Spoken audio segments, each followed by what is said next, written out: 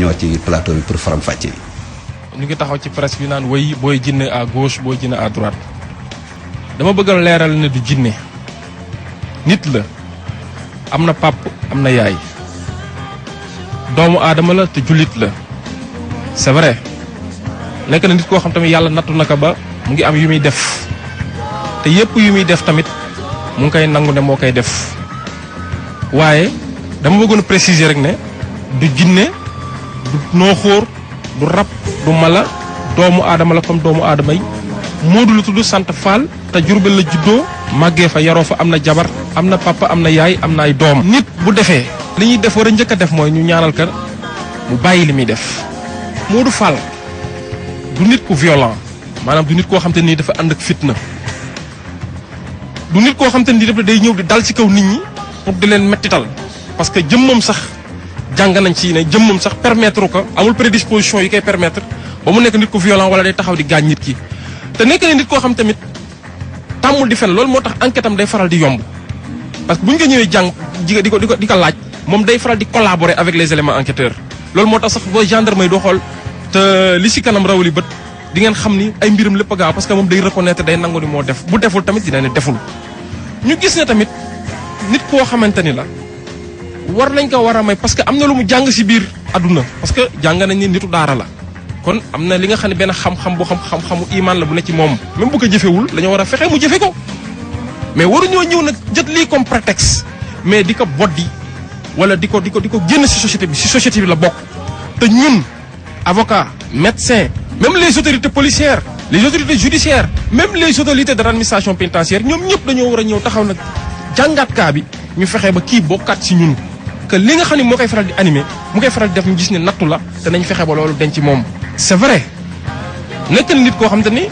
saa yu ñu ko jàppee prison parfois dina def ay maninam pour génn ci ba ma déggee ñu ni jàpp nañ ko Gambie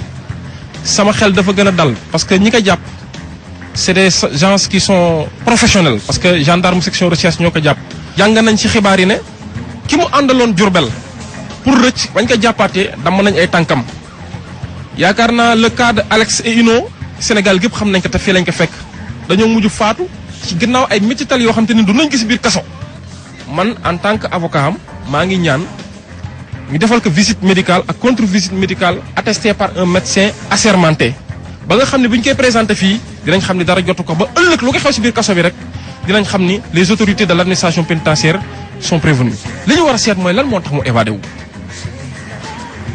mais ñi dee si kaso bi te amuñu woon possibilité évadé wu bu ñu ko amoon dañuy évadé wu loolu nit ñi dañ cee war a wax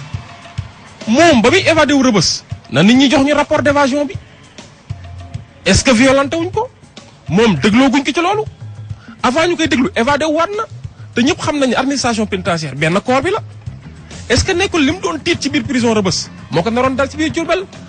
je donne ma langue au chat neew ma lii moo am wala nee moo am mais nañ ko déglu ba xam moom am na ay raisons yu koy wane ni moom lii moo tax mu évadé toujours est-il que li ma gën a naqari ci mbir mi nag mooy jël nañ xale parce que kii nii ñu ko seexal xale la